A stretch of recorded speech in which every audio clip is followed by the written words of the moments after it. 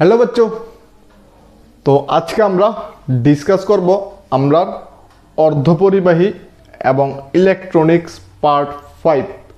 তো যেটার মধ্যে আমি কিছু ইম্পর্টেন্ট কোশ্চেনস আমাদের বোর্ড এক্সামের জন্য বা প্রি টেস্ট বা প্রি বোর্ড বা টেস্ট বা বোর্ড সব এক্সামের জন্য থিওরি বেসিক কিছু কোশ্চেন আমরা ডিসকাস করব।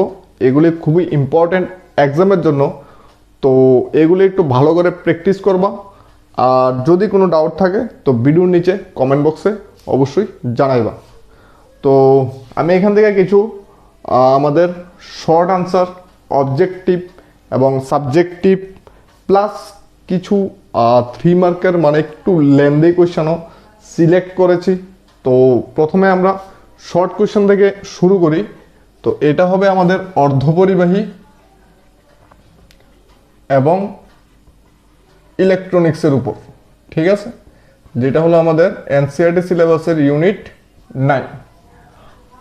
তো ফার্স্ট কোশ্চেন যদি আমরা লিখি, মার্ক 1 এর ফার্স্ট কোশ্চেন, মার্ক 1 এর ফার্স্ট কোশ্চেনটা লেখা যায় কোন তাপমাত্রায় আমাদের একটি অর্ধপরিবাহী পুরোপুরি অন্তরক পদার্থে পরিণত হয়? কোন তাপমাত্রায় অর্ধপরিবাহী বা একটি অর্ধপরিবাহী, কোন তাপমাত্রায় একটি অর্ধপরিবাহী পুরোপুরি, কোন তাপমাত্রায় একটি অর্ধপরিবাহী পুরোপুরি অন্তরক পদার্থে পরিণত হয়? অন্তরক পদার্থে পরিণত হয়। এটা আমরা সবাই জানি, এটা একদম ইজি একটা কোশ্চেন। এটা হলো আনসারটা কি? 0 কেলভিন। 0 কেলভিন তাপমাত্রায় অর্ধপরিবাহী পুরোপুরি অন্তরক পদার্থে পরিণত হয়। নেক্সট আমরা কিছু অঙ্ক করেছিলাম, দশমিক থেকে বাইনারি, বাইনারি থেকে দশমিক। এগুলির মধ্যে থেকে একটা অঙ্ক করা যাক। যেরকম দশমিক সংখ্যা 21কে বাইনারিতে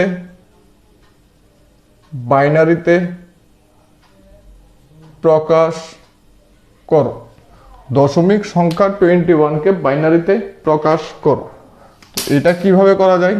21 2 দিয়ে ডিভাইড হলে 1, দেন 2 দিয়ে 5, এখানে মিলে গেল 0, 2 দিয়ে 2 2 যা 4, রিমাইন্ডার 1, 2 দিয়ে 2 1 যা 2, রিমাইন্ডার 0, 2 দিলে 2 0 যা 0, রিমাইন্ডার 1। তো 21 যেটা আমার দশমিকে, যখন এটাকে আমরা বাইনারিতে লিখুম তখন আমরা নিচে থেকে উপরের দিকে মানে 1 0 1 0 1, এটা হলো বাইনারি, ঠিক আছে। নেক্সট কোয়েশ্চেন দেওয়া যায়, যেমন কোন ধরনের বায়াসে অর্ধপরিবাহীর রোধ বেশি হয়? কোন ধরনের বায়াসে অর্ধপরিবাহীর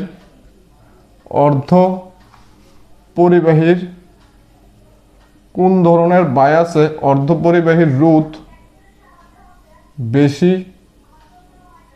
হয়? এটা আমরা জানি কোন বায়াসে?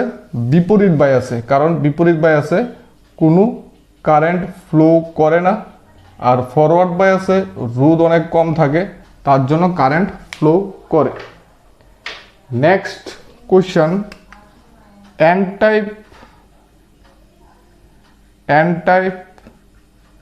অর্ধপরিবাহী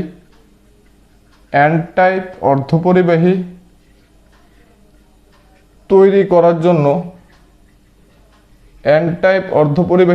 করার জন্য কোন ধরনের পদার্থ মেশাতে হয়? কোন ধরনের পদার্থ মেশাতে হয়? এটাও আমরা জানি কোন ধরনের পদার্থ। এন টাইপের বেলায় মেশাতে হয় পঞ্চযোজী মৌল, ঠিক আছে, এন টাইপের বেলায় মেশাতে হয় পঞ্চযুজি মৌল, পঞ্চযুজি মৌল। আর পি টাইপের বেলায় মিশ্রিত হয় ত্রিযুজি মৌল। ঠিক আছে, দেন অ্যানালগ ও ডিজিটাল তথ্যের পারস্পরিক রূপান্তরকে কি বলে? অ্যানালগ ও ডিজিটাল তথ্যের, অ্যানালগ ও ডিজিটাল তথ্যের পারস্পরিক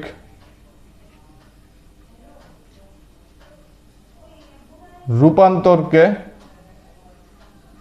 অ্যানালগ ও ডিজিটাল তথ্যের পারস্পরিক রূপান্তরকে কি বলে?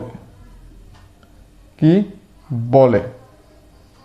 এটা একটা খুবই ইম্পর্টেন্ট কোশ্চেন, যার আনসার হলো মডেম। এটার আনসার হলো মডেম। ঠিক আছে, অ্যানালগ ও ডিজিটাল তথ্যের পারস্পরিক রূপান্তরকে কি বলে?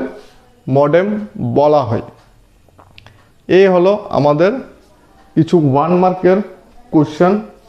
দেন এখন আমি কিছু 2 মার্কের কোশ্চেনও লিখিয়ে দিই। এগুলিও খুবই ইম্পর্টেন্ট। 2 মার্কের কোশ্চেনের মধ্যে যেমন তোমরা সবাই জানো আমাদের অন্তরক, অর্ধপরিবাহী এবং পরিবাহী 3 জাতীয় পদার্থের মধ্যে আমরা পার্থক্য দেখেছিলাম। আর পার্থক্যগুলোর মধ্যে একটা পার্থক্য ছিল শক্তিপটির মাধ্যমে। তো ওইটা হলো একটা ইম্পর্টেন্ট কোয়েশ্চেন। শক্তিপটির মাধ্যমে, শক্তিপটির মাধ্যমে পরিবাহী কমা অন্তরক কমা অর্ধপরিবাহী এদের মধ্যে পার্থক্য দেখাও। এদের মধ্যে পার্থক্য দেখাও। খুবই ইম্পর্টেন্ট কোশ্চেন, এটা আমরা আগেই পড়েছিলাম, তো এটা সলিউশন আমি যাই না। দেন কেন একমুখী কারক হিসাবে জার্মেনিয়ামের তুলনায় সিলিকন বেশি ব্যবহারযোগ্য? কেন একমুখী কারক হিসাবে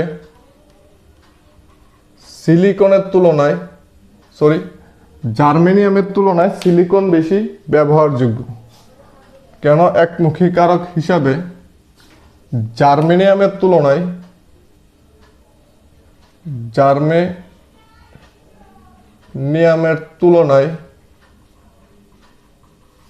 সিলিকন বেশি ব্যবহারযোগ্য? কারণ কি, জার্মেনিয়ামের ক্ষেত্রে বিপরীত বায়াসে যে কারেন্টটা যায় সেটা হলো 10⁻⁻6 অ্যাম্পিয়ার, আর সিলিকনের ক্ষেত্রে বিপরীত বায়াসে যে কারেন্টটা যায় সেটা হলো 10⁻9 অ্যাম্পিয়ার, যেটা জার্মেনিয়ামের থেকে অনেক কম। তার জন্য বিপরীত বায়াসে যে লসটা হয় সেটা সিলিকনের বেলায় অনেক কম হয়, তার জন্য সিলিকন ব্যবহারটা বেশি করা হয়। দেন এরপরে অর্ধপরিবাহী ডায়োডের ক্ষেত্রে বৈশিষ্ট্যমূলক লেখা অঙ্কন করো। অর্ধপরিবাহী ডায়োডের ক্ষেত্রে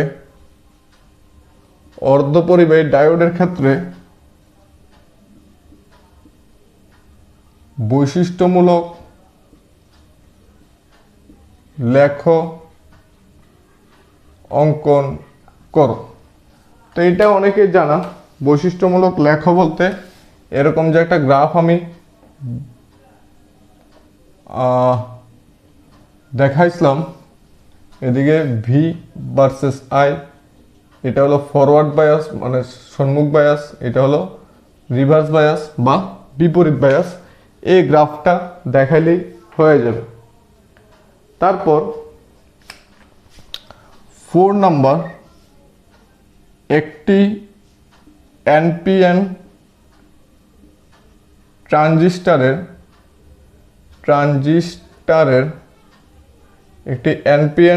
ট্রানজিস্টরের সাধারণ বৈশিষ্ট্য নিরূপণের জন্য বা বৈশিষ্ট্য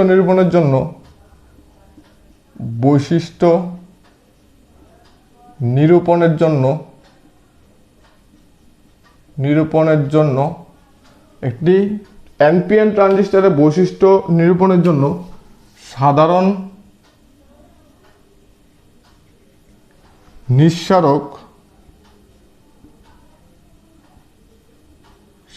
নিঃসারক ব্যবস্থার বর্তনী একে দেখাও। শুধু বর্তনীটা আঁকলেই হবে, যেটা আমি আমার আগের ভিডিওগুলোতে আমি বুঝিয়ে দিয়েছিলাম। দেন একটা মোস্ট ইম্পর্ট্যান্ট যেটা এনপিএন না, আমরা যে ডায়োড পড়েছিলাম অর্ধপরিবাহী, এন টাইপ ও পি টাইপ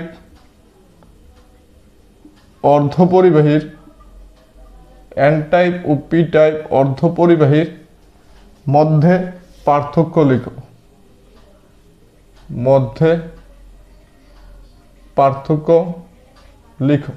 এন টাইপ ও পি টাইপ অর্ধপরিবাহীর মধ্যে পার্থক্য লিখো। এখানে সবগুলা কোয়েশ্চেন 2 মার্ক। শুধু এখানে এন টাইপ পি টাইপ অর্ধপরিবাহীর সংজ্ঞা এবং উদাহরণ দিলেই চলবে, এবং মুখ্য আদান বাহক এই পয়েন্টটা দিলেই চলবে। ঠিক আছে, এইগুলো আমাদের 2 মার্কের কিছু ইম্পর্টেন্ট কোয়েশ্চেন। এখন আমরা আলোচনা করব কিছু 3 মার্কের কোয়েশ্চেন নিয়ে। 3 মার্কের কোয়েশ্চেনগুলোর মধ্যে কিছু আছে খুবই ইজি, আর কিছু আছে থোড়া সা টাফ। তো দেখা যাক কোয়েশ্চেনগুলো কি হতে পারে। 3 মার্কের কোয়েশ্চেন যেগুলা, দেখো মার্ক 3, নাম্বার 1, 3 ইনপুট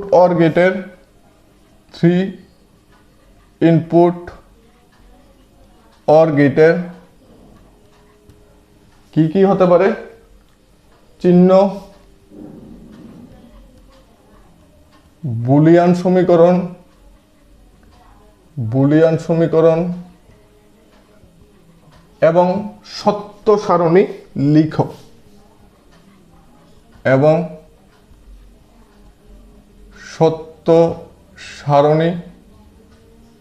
লিখো। নাম্বার 2, ইলেকট্রন ও হোলের সচলতার সাপেক্ষে, এটাও খুব ইম্পর্টেন্ট কোশ্চেন। ইলেকট্রন ও হোলের সচলতার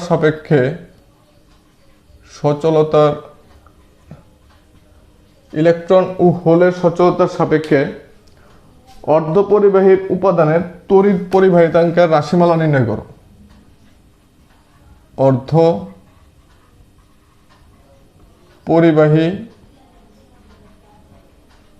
উপাদানের তড়িৎ পরিবাহিতাঙ্কের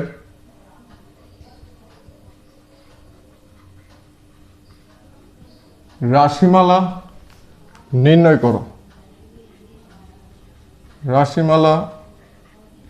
করো। দেন একটি বর্তনী একে ভোল্টেজ নিয়ন্ত্রক হিসাবে জেনার ডায়োডের ব্যবহার। একটি বর্তনী একে ভোল্টেজ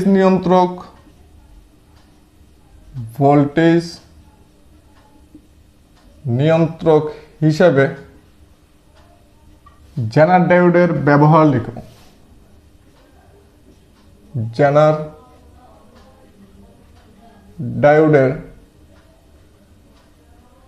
ব্যবহার লিখো।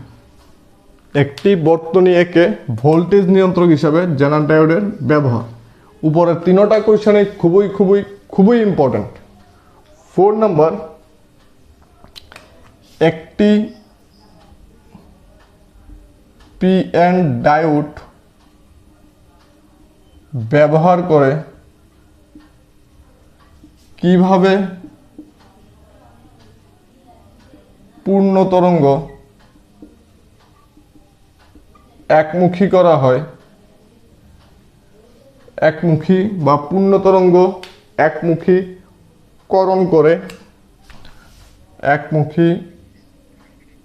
করে তা আলোচনা করো। এটাও খুবই ইম্পর্টেন্ট কোশ্চেন। 5 নাম্বার, সুইচ হিসাবে ট্রানজিস্টরের ব্যবহার ব্যাখ্যা করো। সুইচ হিসেবে ট্রানজিস্টরের ব্যবহার ব্যাখ্যা করো বা লিখো। ঠিক আছে, তো এগুলো হলো 3 মার্কের 5টা কোশ্চেন, যেটা ইউনিট 9 থেকে মোস্ট ইম্পর্টেন্ট। দেন একটা জিনিস আমরা ছুটে গেল, সেটা হলো আমাদের গেটের কিছু প্রবলেমস।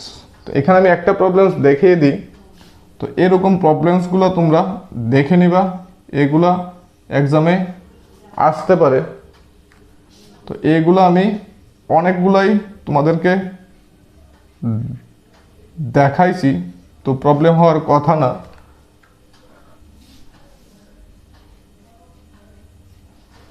এখানে এ, এখানে বি, এখানে সি। তো কোশ্চেনটা কি, নিচের বর্তনীর আউটপুট নির্ণয় করো। নিচের বর্তনীর আউটপুট নির্ণয় করো। এরকম টাইপের কোশ্চেন অনেকগুলাই তোমাদেরকে করিয়েছি, তার মধ্যে আমি শুধুমাত্র একটা কোশ্চেন দিলাম। তো এটা ভালোভাবে দেখবা, ঠিক আছে। তো উঠে আনো কোশ্চেনগুলো, আশা করি প্রবলেম থাকার কথা না। তো এখানে যে কোশ্চেনগুলো দেখাইলাম, এগুলা not only for unit test or practice test, তোমার এগুলা আপ টু ফাইনাল বা তোমার যে প্রি বোর্ড বা বোর্ড, দুয়োটা এক্সামের জন্যই খুবই ইম্পর্টেন্ট। এখানে কোনো নিউমেরিক্যাল নিয়ে ডিসকাস করি নাই, তো এটা থেকে নিউমেরিক্যাল না আসারই কথা। তবু যদি নিউমেরিক্যাল আসে তাহলে ছোট্ট ছোট্ট নিউমেরিক্যাল আসবে, যেগুলো আমি পরে ভিডিওতে আলোচনা করব। তো যদি এখানের কোনো কোশ্চেন বুঝতে অসুবিধা হয় বা কোনো কিছুর আনসার তোমরা পাও নাই, তাইলে ভিডিওর নিচে কমেন্ট বক্সে অবশ্যই জানাইবা। আর সব থেকে একটা গুড অ্যাডভাইস তোমাদের জন্য, এই ভিডিওর কোশ্চেনগুলোর আনসার সবগুলি আমার প্রিভিয়াস ভিডিওতে ভালো করে এক্সপ্লেন করা আছে। তো ওই ভিডিওগুলো তোমরা একটু দেখো, তাহলে তোমাদের হোল চ্যাপ্টারটাও কভার হয়ে যাব এবং তোমরা এই কোশ্চেনগুলোর আনসার ইজিলি তখন পারবা। তখন তোমরা কোশ্চেন যাই হোক না কেন এক্সামে তোমরা অ্যাটেম্প করার শক্তি পাইবা। ঠিক আছে, আজকে থাক, খুব ছোট্ট একটা ভিডিও। ভালো লাগলে লাইক আর শেয়ার করে দিও। তো দেখা হইবা আবার নেক্সট ডেতে। টাটা।